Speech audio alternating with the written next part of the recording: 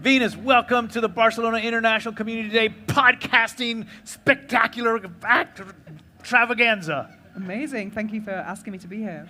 All right, Venus, for the people who don't have the joy of knowing who you are, can you share with us what is it that you're famous for and what is it you want to transition your life to while you're here in Barcelona? Well, I came to Barcelona on a night train with 2 backpacks and 400 euros and a big dream. Okay. And I had no idea what was going to happen. And I got off of the train in Sants at 7 a.m. on the night train from Madrid. And I just I got a taxi and I said, La Rambla, por favor. That's all I knew. And I stayed in a hostel near here, and I still haven't checked my bank account. I didn't know that I only had 400 euros in it. And I did the worst job of my life for the first few weeks. I was knocking on doors, doing door-to-door sales of fiber optic, and I could barely speak Spanish. And I was eating once a day, gazpacho, and fries, because I thought, how can I eat in a way that's kind of with vitamins and it's going to fill me? You did door-to-door sales? The worst job of fibra optica, and I could barely speak Spanish, so it was really funny. It wasn't funny at all at the time, because I actually got sacked after about 5 weeks because I wasn't selling anything, and then I just thought, wow, I've left everything in Madrid. I left a boyfriend, I left a job, I left my whole life, and I was in Barcelona like, oh my God, what am I going to do? And so in that moment, I actually walked the streets looking for work. This was before I had internet on my phone, so I literally couldn't even see where the agencies were. I walked the streets, and then a couple of weeks later, I found a job in General Electric on the help desk, speaking French all day and then Spanish at home. So. Tu parles en français aussi, hein? Oui. Oh, okay. So then we also knew this other aspect of your life that you're known for. Tell us about that. Well, the first few years in Barcelona, I was losing my jobs all the time. So I was kind of like feeling quite lost because I'm quite a hardworking person, and I thought something's going wrong here. So I thought now it's time to do something for myself and stop working for other people. So in 2009, I took the brave decision to set up a sex blog. A sex blog? Yeah, and it was a very wild idea, but I was really inspired because at the time I was working in luxury real estate, and a lot of people that were my clients, even though they weren't buying anything, they had online businesses, and I thought, wow, I can do that. So I really love this idea of living in Barcelona as a foreigner, but having clients abroad. It's a very different way of living than integrating. So I was very integrated the first few years, but I live a better life now that I'm disintegrated. What do you mean? When you say disintegrated, it means that you're dealing more with international community than you are with locals? Exactly. I mean, locals obviously for my social life, but all my business is online. It's totally international. I don't do anything in Barcelona anymore. I see. And so when you decided to do a sex blog, what does that mean? What did you write in a sex blog? Well, I was, at the time, it was 2009, I didn't see my own philosophy or desires reflected in the media. And it was just a crazy dream of mine, because I used to work in printing, in an offset printer, and I was printing erotic books, and I just really loved being with my clients in London and Paris, and how matter-of-fact they were in business meetings about sexuality, and I thought, this is something that I really connect with.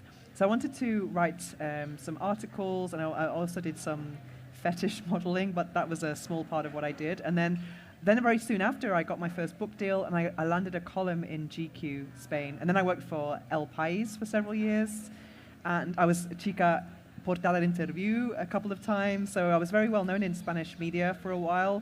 And then as a result of my profile, I started to receive free sex toys. And I put 2 and 2 together and started making sponsored content on my blog.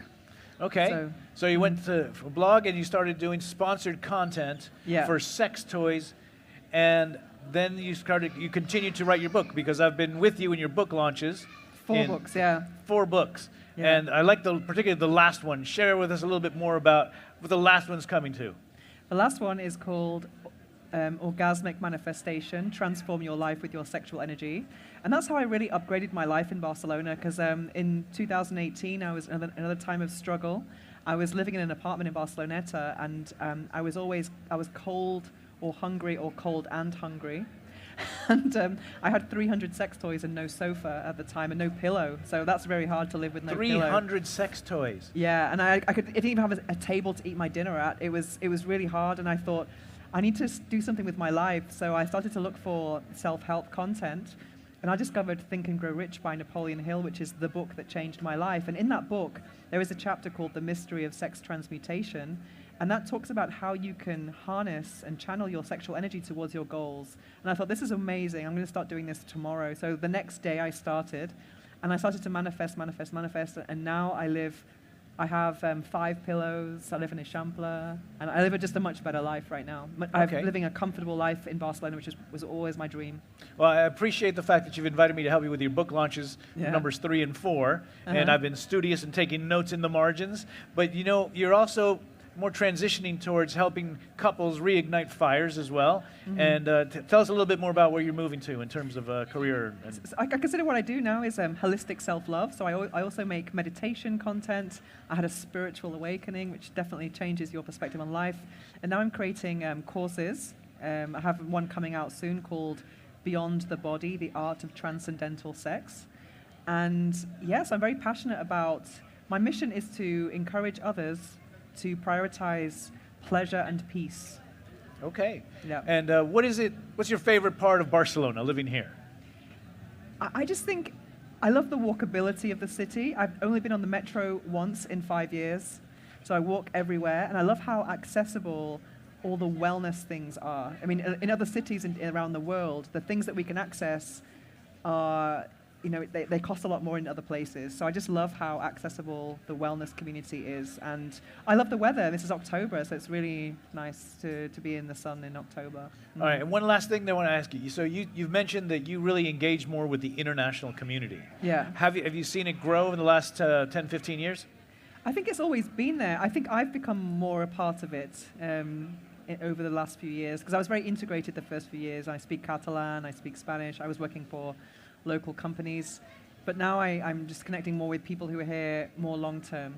Okay, and then a big plug for your work with vegan lifestyle. Tell us a little bit about your lifestyle there. I am the organizer of the Barcelona vegan community. We have 3,500 vegans. I organize vegan events, so look for that on Meetup if you're interested. So, because Barcelona is one of the most vegan cities in the world, actually.